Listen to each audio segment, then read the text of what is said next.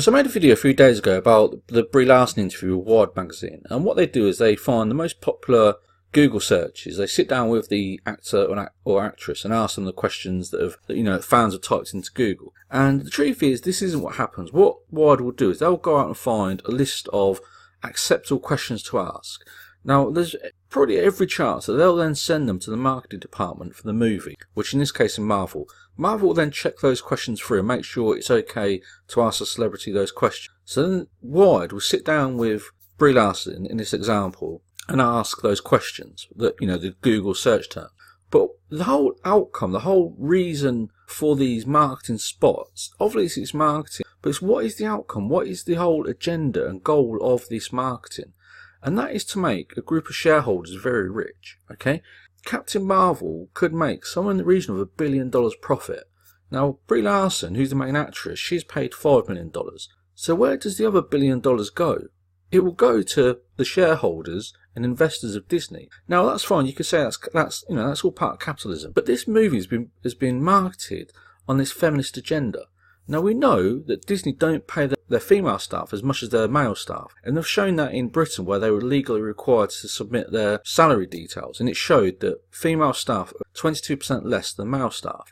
And if you include the store workers, the male store workers actually receive a 77% more bonus than the female staff. The shareholders of Disney are not going to the board of directors and saying, Bob Iger and other directors at Disney, that they have to pay women the same amount as men. That would be a feminist thing to do, but they haven't done that because it's not happening in Britain. Yet those shareholders are going to make somewhere in the region of $1 billion from this movie. Yet it's been sold on the back of feminism, okay? And it was sold and released on the same day as International Women's Day. But they didn't link to the International Women's Day website. They didn't provide any useful information about what the International Women's Day movement stands for. They just used it to gain publicity. So the truth is, this movie is going to make shareholders $1 billion. And there's no sign that they're actually feminist shareholders or they have any real feminist beliefs. Because they would go to the directors and they would tell them that they have to pay women as much as men. But they haven't done that. They haven't done it in Britain, where they've got 3,000 staff and where the women are paid less than men. And that's from Disney's own factual statistics that they have to report legally. Okay? So this movie, although it's been sold on the back of feminism, just seems to be a way of paying their shareholders as much money as possible. Okay? So to me, they've just exploited feminism to make their shareholders a huge stack of money. I mean, $1 billion, that's how much money this movie could make the shareholders at Disney. And there's no sign that they're a feminist, they have any strong feminist beliefs. I'll be shocked. There's no sign that they've gone to lots of Bob Iger at Disney and said, right, we want you to pay women the same amount as men. The shareholders in any company wouldn't really do that, because the shareholder's job is to make as much money as possible. Okay, these are things like investment funds, pension funds. You're talking billions of dollars. There might be millions of shareholders in Disney who've got small holdings, let's say a few $100, maybe even a few $1,000. But there'll be other shareholders who've got millions of dollars invested in shares in Disney, and it's their job to make as much money as possible. So if Disney starts to pay women more, like they do in Britain, they actually pay them less, the shareholders receive less money. Okay, so there's no sign that the shareholders at Disney are feminists, and yet they're still going to make $1 billion from this feminist movie.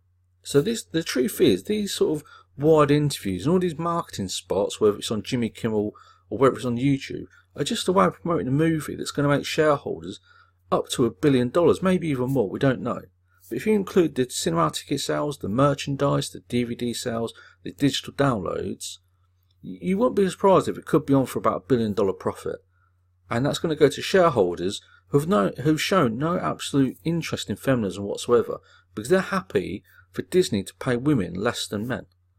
So this movie is just a scam and a fraud to make shareholders somewhere in the region of $1 billion. And it can't continue. People need to understand what the truth is. If someone has any different views and can suggest, that $1 billion is going to go to a group of people who do believe in feminist rights, then, tell me I'm wrong. But I haven't seen that. Disney pays its female staff less than men in Britain. They haven't even donated any money whatsoever to the International Women's Day movement. They didn't even link to their website.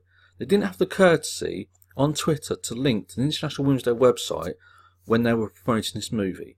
Okay, if they believed in that cause, they would have linked to the website and says, this is what the movement is about. This is how this movement can help young women. They didn't do anything like that. They just used it to promote this movie and to get as much publicity for this movie as possible to make their shareholders $1 billion. That's what they've done, and that is the truth.